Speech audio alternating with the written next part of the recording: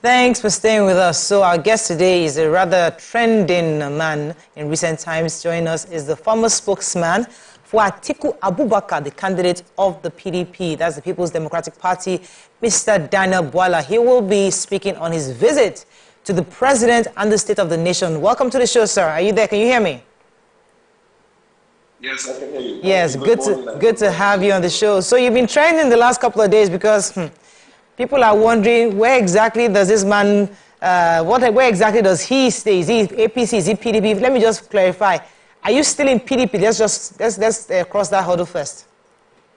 Yes, I'm a member of PDP, but I'm 110% in support of the administration of President Bwala Ahmed Tinubu, and I'm committed to ensuring that in every way that I can, I advocate for what President Bwala Ahmed Tinubu is trying to do at this difficult time in Nigeria to be able to pilot this country into a better destination that we all hope for. And I think that President Bwala Ahmed Tinubu must be probably implementing the agenda or the leadership style of Abraham Lincoln. If you read the book, Lincoln on Leadership, Executive Strategies in Tough Times, you will see that at the time Abraham Lincoln began that his leadership, he had to lead America through the Civil War. He was confronted by the separatists at the time, they called them the Confederates, who were trying to break away from America. So he was fighting for a strong union. 2, there was the abolition of slavery. Many of the federating units did not want to give up slavery, and he needed to do that. 3, there were wars left, right, and center, and he came up with the principle you fight one war at a time. Then he wanted a strong federal government, and then to deal with the American economy. So he knew that that cannot be achieved by him projecting the Republican Party as the one that will do that. So Abraham Lincoln spread his hands and called on all American citizens to see it as a rallying point. So that is what I think President Bwala Ahmed Tinubu is trying to do, because on the 1st of January, he made a call to everybody, including people from opposing political parties, to come together so we can deal with the difficult situation that we're confronted by and answer the call. Okay. How does your principal feel about your association and visitation of the president? Well, directly, if it is between me and him, I don't know how he feels because he has not communicated to me any negative feelings. But I have seen on several social media where people are trying to say that he felt terribly bad about it. What I can tell the Nigerian people is that I notified him before going, and then shortly after I left the villa, after I met the president, I notified him that I had just seen the president today. I honored the president's invitation and I had seen the president, and his reply was, "Thanks, Daniel, for notifying me." So as far as I'm concerned, this is my memory and my belief. But anything else that anybody is saying, even if I had seen it somewhere, since it is not communicated directly to me, it doesn't matter. You see, at this time, I think it's about Nigeria. It's not about individual. President Bwala Ahmed Tinubu, whether we like it or not, is the president of the republic. Okay. If you have an official office, if you have an office, that must be the picture of the president. Yes. If you look at your passport, it is issued in the name of the president of the republic. You see, all of us after the election had our bad feelings about the outcome of the election. But I gave an analogy of a plane, that the plane is the country. Citizens are in the plane. Pilot and the co-pilot is the president and the vice. Having crew officials might be the ministers or agents of the government. Once it has taken off, it is above the sea level.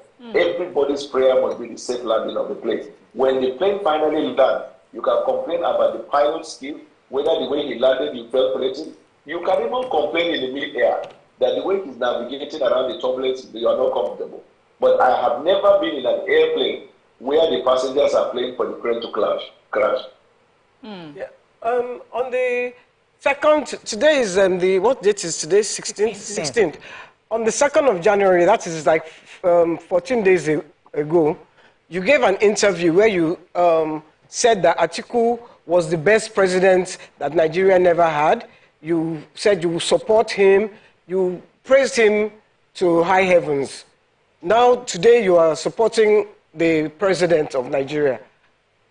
What changed between the 2nd of January and the 16th of January, 2 weeks ago? Yes, what changed principally is that one man is a free moral agent, and the only thing constant in nature is change, and you have a right to change, even without giving anybody the reason for your change. But you can also go ahead and advocate the reason for the change.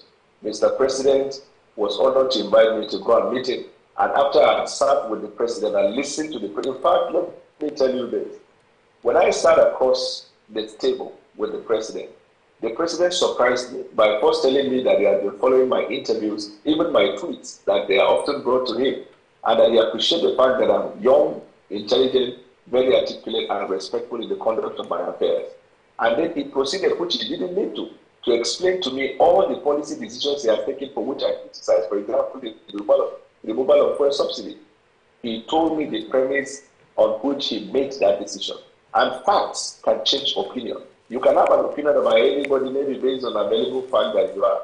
When you get the chance to interact or interface with the person, either you can maintain the same opinion if you feel unconvinced, or you can change your opinion if you feel convinced. In this given situation, I felt convinced that the President Bwala Ahmed Tinubu has the passion to do that. Is it perfect? No. Will he make mistake in policy decision? Yes. Will he criticize at some point? Yes. But he is a president who is wanting the good for Nigeria. And I want a future for my children.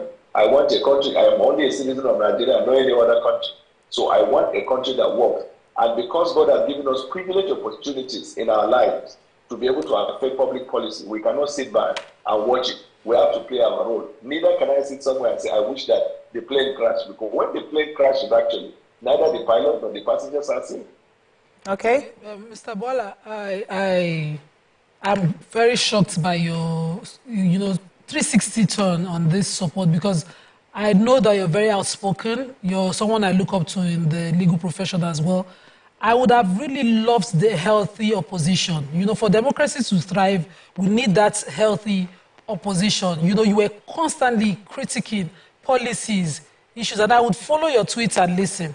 So how would you say this would happen now that you're now a total supporter of this administration just suddenly like that? Yeah, because Nigeria consists of over 200 million Nigerians, each of which have the right to critique the government. Yeah. I do not claim absolute knowledge. I did my part, and I appreciate the fact that you recognize it, and I'm honored by that, and I want to say thank you for it. But I am not building a life to be a social critic. I want to be an influencer of policy. No, I didn't mean that to you as an individual only. So, I meant as the PDP, as the opposition parties, spokesperson for Atiku, you will be like a shadow cabinet. You understand what I mean? Because you were in that party, but suddenly now you're open to an appointment. You're also open to joining the ruling party. You're just open to everything and supporting everything about the party just like that.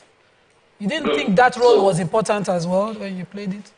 Yeah. Yes, the thing is, there's a misconceived notion, and sometimes even when I'm introduced in media space, they always use that designation.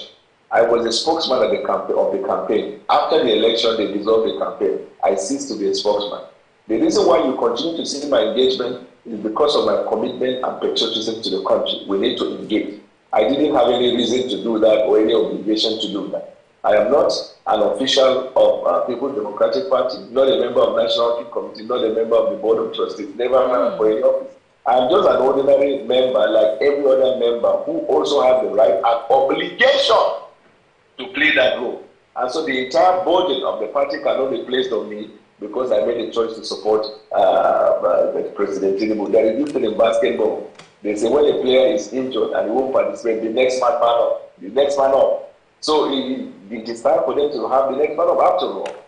We were told that we made spokesperson during the campaign. So they still have faith, assuming that the spokesperson wants to continue even though the campaign has been dissolved. I quite appreciate your point about having a viral opposition and a strengthened democracy. I have been an advocate for that. But the fact that I'm an advocate for that does not mean that there is an obligation of me to be that. You see, that's why I told you facts change opinion.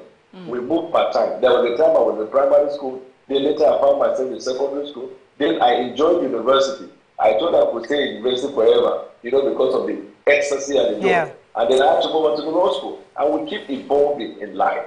So the evolution of one's person cannot be used as a burden, responsibility, or unfair advantage on the other. Okay.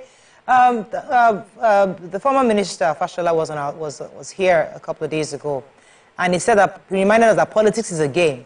But but we just don't know the rules. Who lays out the rules? And some of the rules of this politics is loyalty, where it's like a football match where you have generations who are supporting a particular team and they stick to it no matter what. You see people like Fayoshe who says, no matter what, I can support Tinubu, but me, I am a PDP person to the core. You know, so now, as for someone like you, where do you think, because many people within the APC are probably even thinking you're a mole coming into the party to come and see how they're doing things and try to just make the party implode from within by coming out from outside. You know, you're in before. But the issue of loyalty, how do you limbo between those two parties? Because nobody's going to trust you, either from the PDP side or the APC side. Nobody, you're just going to be in the middle. How do you plan to reside in either of the parties going forward? So I like the point you made about Fayemi, or is it Fayemi where you said that he supports somebody but he remains a member of the political party, Fayoshe, right?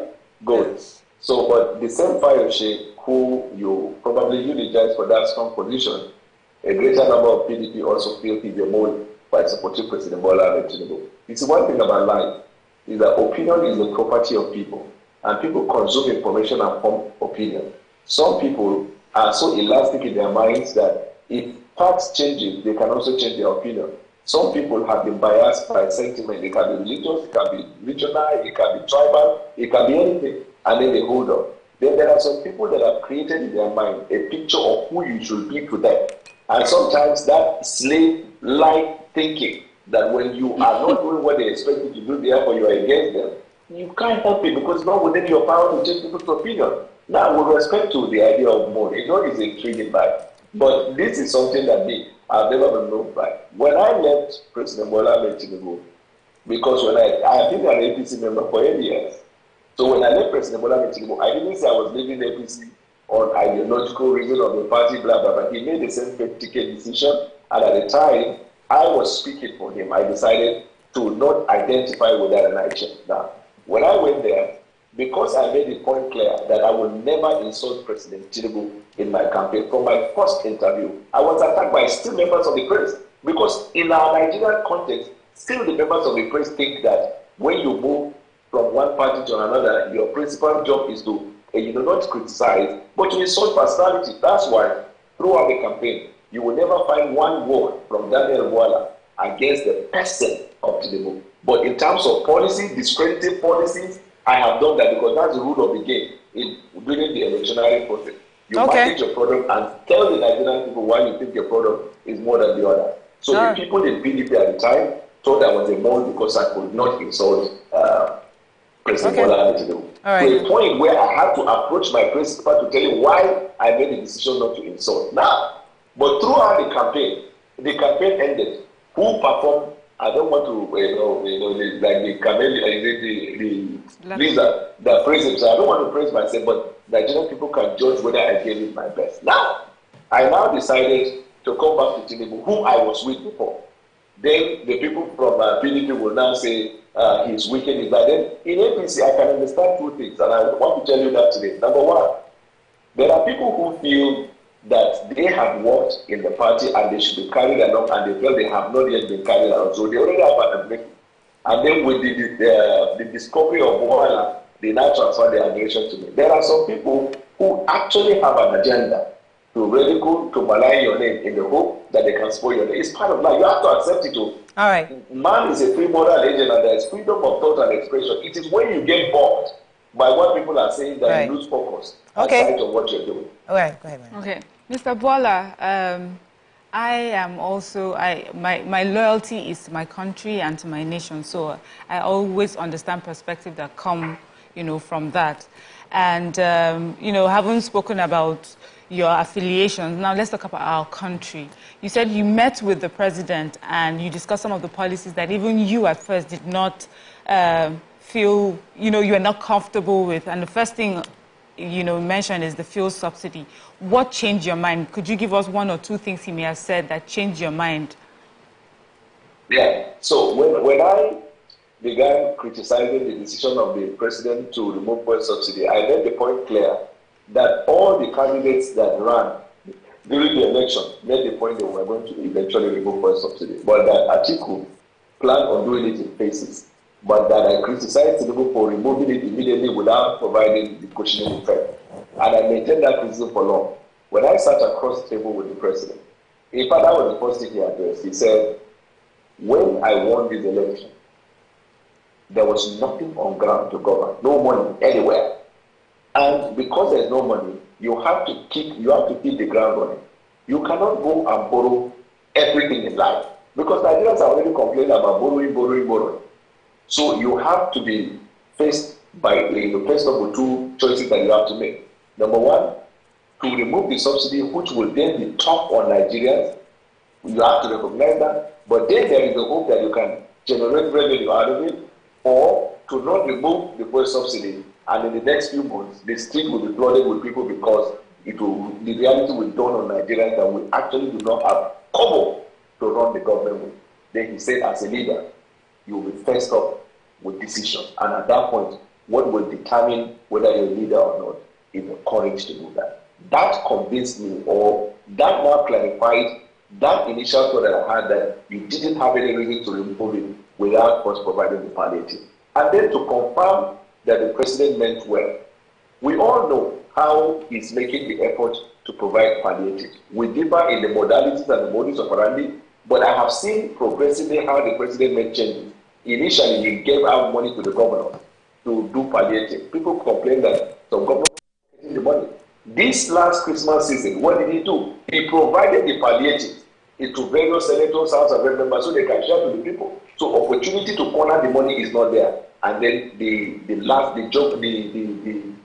straw that broke the camel's back was his decision with respect to humanitarian, which is actually the bank. That's UK networks, not Nigeria. Okay, we're going to go on, because it's calling us from UK. So let us go on a short break once they sort out their UK matters. Stay with us, we'll be right back. How do you know it's UK network, it's not Nigeria.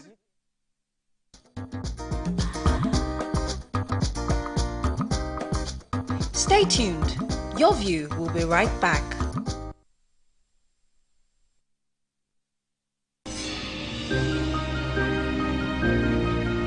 Sometimes it's the story that calls. At other times, the people just want to be heard. School, I need students, but I need teachers. Can't continue like this. Their voices re-echoing through time itself. We haven't done anything. If the tide is high, everybody run for safety. Their tears leave a sweet, sour taste for all their demands. A familiar call beckoning for change. In our world, no one expects a disaster to happen. But when it does, we'll be there to x-ray all sides, from the east to the west, north and south. Committee Forum will examine the oddities and challenges to economic development, as well as issues yearning for government intervention. Watch fresh episodes of Community Forum on Sundays by 9:30 p.m. only on TVC News.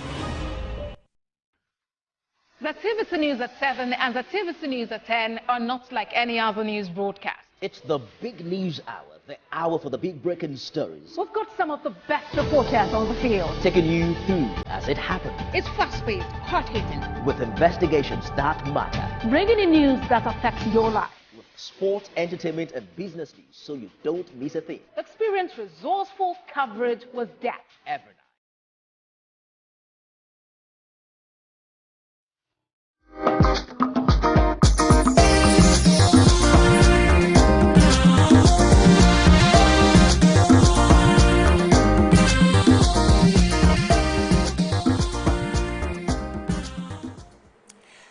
Thanks for staying with us. We still have with us Mr. Bwala. Waiki had a question. Yeah, on that same show, that same interview, you had alluded to the fact that the governor of Rivers State had made a mistake with the deal that he signed with the president. Do you still maintain that, or your opinion has changed again? No, I can't remember saying anything about Lagos and the government. Not Lagos. Rivers. Sorry? Rivers State, not Lagos. Rivers State. Yes, that's what I'm saying. I have never said anything about Lagos State and the federal government. Rivers State. Which is the Fubara State. Fubara State. Fubara, similar to Fubara. Okay, Rivers. Yes. Yes. Rivers. Yes. What I maintain as a constitutionally speaking, what I analyze, I still stand by that position constitutionally. But you know, the interpretation of law is subjective. It is only when the court delivers the judgment it becomes binding on people. Meaning that I can give an opinion and give an opinion. It doesn't make mine right or wrong. It doesn't make yours right or wrong. But if both of us bring this opinion towards edification, when the court gives the judgment, then it becomes binding on all. And the good thing is, you see, when I met the president, and that is why I will forever respect this man, because Mr. President started by addressing my criticism of his administration rather than getting angry. So some people have soft heart, they will get angry. But he was explaining the reason behind, and he said he quite appreciates my engagement in politics. That kind of leadership I want to submit to. That kind of leadership I want to promote. And let me tell you the two the distinctive difference. When I left President Tinubu and I moved to PDP, he made every effort to contact me, and I was avoiding him. That's why when I met him, I apologized deeply. I said, you don't even need to apologize. People make decisions per time based on the information that they have. Imagine somebody you left, you were involved in a very, intense campaign, and after they finish, he still has an open heart to see you, talk to you, and then all through our conversation, Mr. President never mentioned party. Mr. President didn't even mention the name Atiku. He was talking about Nigeria. To me, that is impressive. And I want to say it for the optimum time. The president is not perfect. The president will make mistakes in the course of administering the country. And as citizens and supporters of the administration, there will be time when we will criticize certain policies if we feel the policies are right or wrong. Our motives cannot be misjudged. Our criticism cannot be misjudged. But what we are committed to doing, and I started by giving the analogy of the airplane, is that where it lies within our power, we must push this envelope towards a better Nigeria. Right. If you look Mr. at insecurity, like for example, yes. Let me throw in this question very quickly to you, because I know that from this morning, let me ask you, have you been offered a job by this administration? It's personal. I keep it to myself. You keep it to yourself? Okay. Yeah. I plead the fifth. You plead the Fifth Amendment? Yeah, but there is that Fifth Amendment in Nigeria. No, it's a Hollywood movie. Okay, in Nigeria, I plead Section 36. Okay. Bwala, go ahead. So a lot of insecurity is now popular in the north, especially in Abuja. And you are also from Borno, right? Yes. Where Borno is partially safe now from what we hear on the news. But the Abuja banditry and kidnapping happening in the city centers where they go into estates now and kidnap families and family members is what is popular right now in the FCT. What would you say about that? The situation is crazy. Before I left Nigeria for UK yesterday, I was brooding on that. If I threw out the journey, that was what I was reflecting on. Then I came up yesterday, I tweeted that at this critical time where these multifaceted problems are now increasing, it is now the crisis economy is trying to entrench itself into our social fabric. There is this thing called crisis economy, where people build the economy around creating crisis. They kill to get money and they collect money to stop killing. And that's what is happening. I made a recommendation yesterday. It's about time, in my view, that Mr. President will look at how to establish what I call the National Security Advisory Council or Board, which will consist of retired or serving heads of the security and intelligence platforms like DSS, NIA, police, Defense Intelligence College, and the rest, who will give him out-of-the-box thinking, who will do out-of-the-box thinking. Because doing one thing over and over and expecting a different result is a definition of insanity. Now, this happened in America, actually. There was a time the President of the United States appointed a national security advisor. After a little while, now the pressure and the problems surrounding the country created the impression as if the national security advisor was overwhelmed. So the president of that country, rather than sacking him because he didn't think like he should sack him or replace him, he created the National Security Advisory Board, where he had outside of the box thinking. And that is why he was able to find a solution. You see, coordination of national security is key. If there is no cooperation in the coordinating mechanism, there will be a problem. Two, modus operandi. You cannot sometimes continue to use kinetic. There is no kinetic approach to solving problems. Look at America. For example, when we started fighting terrorism, we thought that everything, get gun, shoot people, until the United States Department of Peace, when we were invited for a program. I went in my capacity as a private sector person, and they were talking about cutting off terrorism financing. They talk about changing the ideological reasoning of the people, and they talk about dealing with poverty. These three things are not kinetic.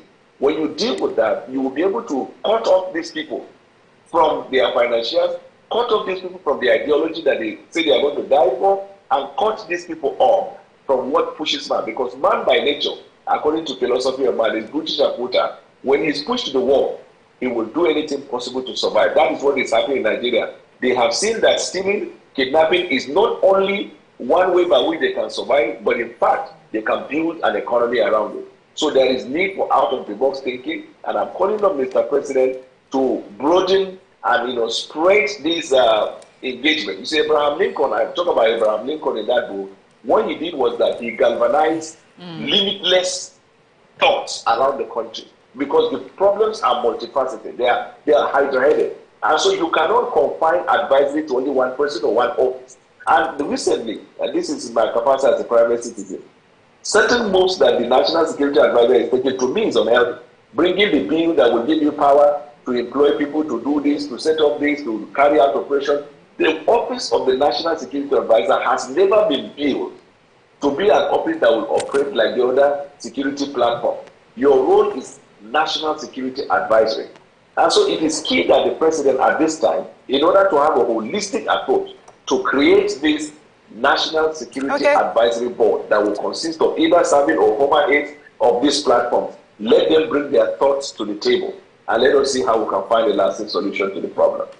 Okay, finally, hypothetically speaking, just in case you're offered a job in this administration, would you take it? You said, in case I'm offered a job, would I take it? Yeah. Have you ever seen anybody crossing the bridge before he gets to the bridge? Sorry, I didn't get that. Can somebody cross a bridge before he gets to the bridge? It's a simple yes or no question, sir. No, this is not cross-examination. Okay, all right. Okay, so let me rephrase. If in case you're offered a job in this administration, would your current principal appreciate it or accept it or encourage you to take it? Again, the second question now is even harder than the first, because you are asking me questions on excavating the thoughts that are not within my capacity. But let me put it this way. There is this thing in criminology or in intelligence, they say follow the money, if you are trying to trace roots. In the bit, we are supporting the policy, and so you keep following the support of the policy. If in the course of pursuing the course of the policy, the president feels you can play a role in this area and this area, for God's sake, why would you say no? But you don't say, this is what I want or this is what I want to do, because the population is over 200 million and the position is for few people. The discretion is with the president. Your motivation should be national interest of the country and not your personal interest. That's why I don't think about it and I don't talk about it. Sometimes I even get a little bit uncomfortable when that question is put to me, because the naysayers want to build this narrative that, okay, it's because the president offered it, that's why he's supporting. And I made the point clear, he never offered to give me any appointment. He recognized the role we are playing as private citizens and asked more of our contribution towards our country. Okay. Thank you very much. We have to wrap up. If I have case, I will come to you. Your mouth sweet. Well. All right. That's all we can take on today's show. Thank you very much, Mr. Daniel. Thank you very much, Mr. Daniel Bwala, for joining us this morning. That's all we can take on today's show. See you tomorrow. Bye for now.